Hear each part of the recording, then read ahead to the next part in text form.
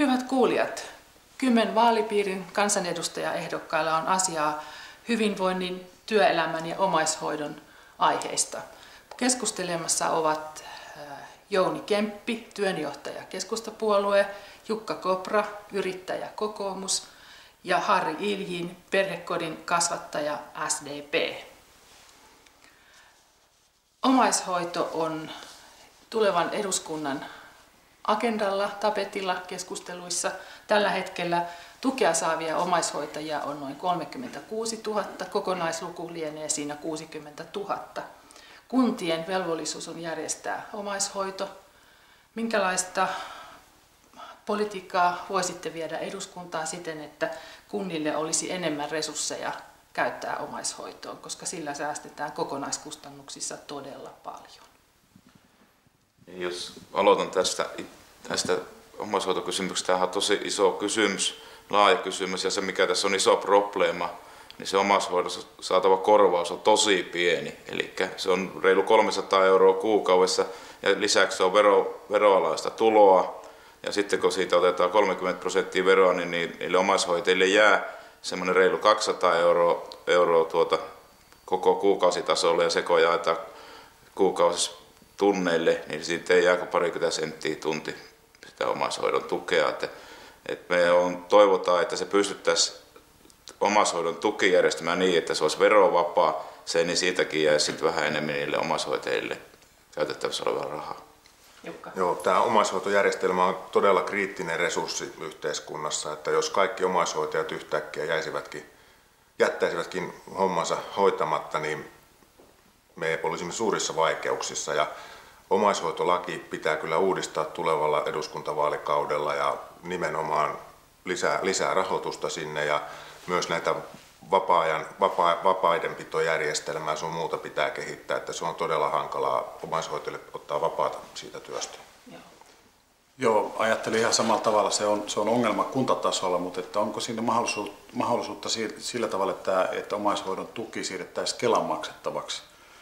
Ja toinen asia on myöskin, mitä Jukka toi tuossa esille, niin on tämä omaishoidon vapaiden järjestäminen, että on riittävästi vapaata siinä omaishoidon aikana, koska moni tuskastuu nimenomaan siihen, että ei voi esimerkiksi puolisoa jättää pitkäksi aikaa yksinään, että ei voi edes välttämättä käydä kaupassa ostamassa maitoa. Se tämä vielä saa kommentoida, niin tästä vallitsee varsin suuri yksimielisyys tästä Kelan rahoitettavaksi siirtämisestä sen omaishoidon tuen osalta. Mutta se, että olette täysin samaa mieltä tässä esille olleessa asiasta, että tämä vapaapäivä täytyy saada joustavammaksi. Muuten ne ihmiset ei jaksa, tai tulee sellainen tilanne, että meillä on kohta 2 hoidettavaa. Ja meidän puolueen linja on, että joka viikoittainen vapaapäivä pitäisi pystyä niille ihmisille tarjoamaan. Joo, tosiaan edelleen pitää muistaa, että omaishoitajathan tekee monet niin sanotusti kellon ympäri töitä. Että se on todella rankkaa työtä, ja heidänkin työhyvinvoinnista ja työkyvyn ylläpidosta pitää myös huolta. Että ei riitä pelkästään se, että järjestyy sitä vapaata, vaan sit pitää olla myös jotain muuta, myös kuntoutusta ja niin edelleen heille, koska monessa tapauksessa nämä omaishoitajat on kuitenkin seniorikansalaisia ja on niitä omiakin terveydellisiä haasteita. Tällä hetkellä laitospaikka on noin 4 000 € kuukaudessa ja omaishoitajan keskimääräinen ansio on muutama 100 €, eli siinä on hyvin suuri ero. Kyllä. Sitten jatkuvasti keskustellaan myöskin eläkkeiden indekseistä ja siitä järjestelmästä, miten eläkkeitä maksatetaan. Tässä on tällä hetkellä yleisen ansiotason paino ollut 20%. Tämä tuli voimaan vuonna 2005. Hallitus teki päätöksen. Miten menetellään jatkossa, sillä tällä hetkellä kuluttajahinnat ovat nousussa, erityisesti öljy- ja sähköenergian hinta, ja eläkeläiset ovat vaatineet niin sanottua puoliväli-indeksiä takaisin. Kannattaako näin tehdä? Miten toimitaan? Jokin, tämä on asia, joka tuolla kentällä tulee jatkuvasti esille, eli eläkeläiset ottavat yhteyttä ja sanovat, että taitettu indeksi 80-20 on täysin väärä, että heillä jää tulotaso niin pieneksi, että ei ole ostovoimaa. Ja en tiedä, olisiko tuo puoliväli-indeksi ehkä hyvä vaihtoehto näille eläkkeensaajille, nimenomaan jos puhutaan pieneläkkeensaajista, niin voisi olla hyvä vaihtoehto, jos se nostaisi heidän ostovoimaa ja antaisi sitten taloudellista resurssia niin kuin heille käyttöön enemmän. Niin, tämä entinen hallitus, mikä nyt jatkaa tietysti toimintansa vaaleihin saakka, ja se on saanut aikaiseksi sen pienen eläkkeiden noston nyt sinne, se ansioturvaus siellä, mutta se ei tavoittanut valitettavasti kaikkia. Siellä jäi yli 200 000 ihmistä sen järjestelmän ulkopuolelle, eli niillä on vielä alle 680 se eläke.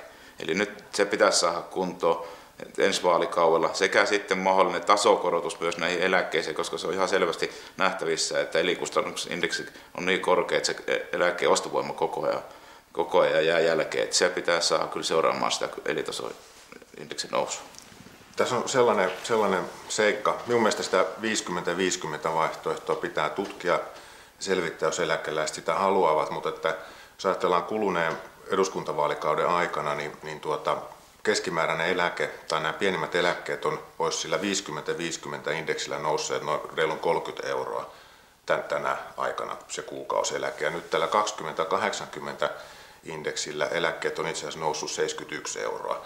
Eli se eläke on kasvanut paremmin kuin täällä alkuperäisen indeksin aikana, mutta se korotus on valitettavasti sitten sulanut taas näihin kunnallisverojen korotuksiin sun muihin.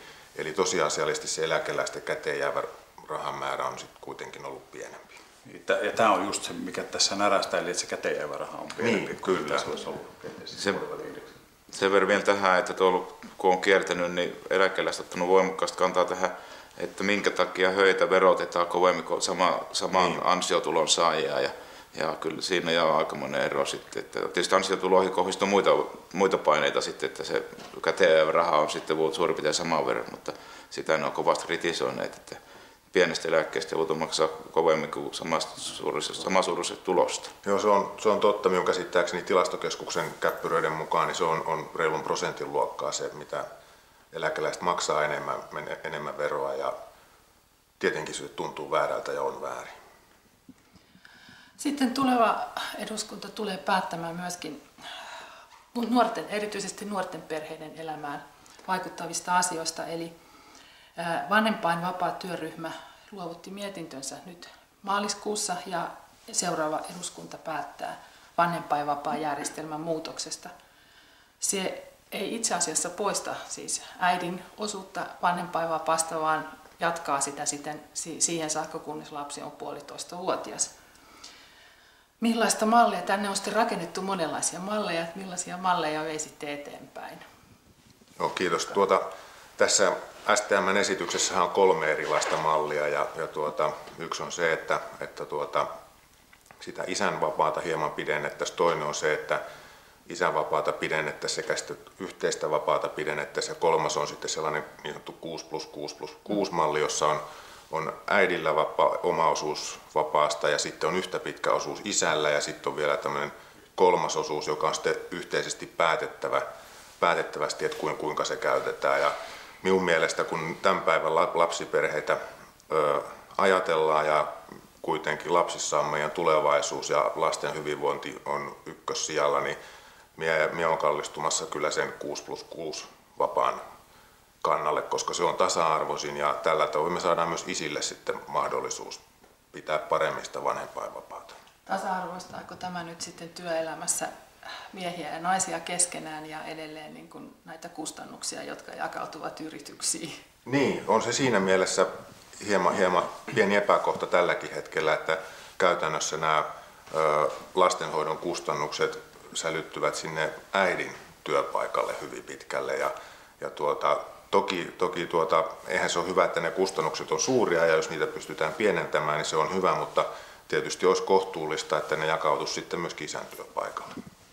Niin, tämä olisi tietysti äärimmäisen hyvä asia, että me saadaan ratkaistua tämä vapaiden uusi järjestelmä, koska ne perheet kyllä tarvitsevat tänä päivänä sitä entistä enemmän sitä vapaata siihen alkumetreille, koska tämä tilanne on aivan toinen kuin silloin meidän nuoruudessa.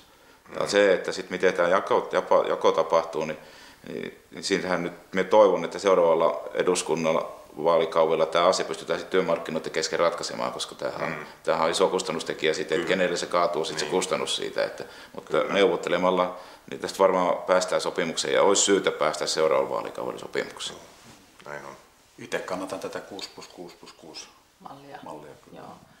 Siinä sitten työnantajat, pienet ja suuret, Onko teillä siitä käsitystä, että miten se pitäisi oikeudenmukaisesti jakaa, koska yleensä pienillä yrittäjillä, pienillä yrityksillä vanhempainvapaat on melkoinen taloudellinen rasite, jos ei nyt suoranaisena rahana, niin muina järjestelyinä.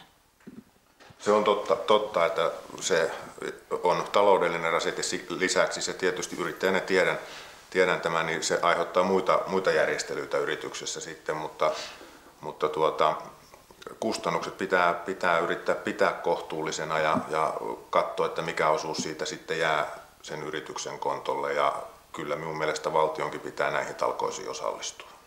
Joo, kyllä tämä monella sektorilla täytyy se rahoitus löytyä. Itse olen nyt törmännyt tähän, kun on työnantaja edustaja tuossa ja näihin perhevapaisiin, niin meillä on äärimmäisen hankala järjestää ne työt sitten, kun ne isät jäävät vapaalle.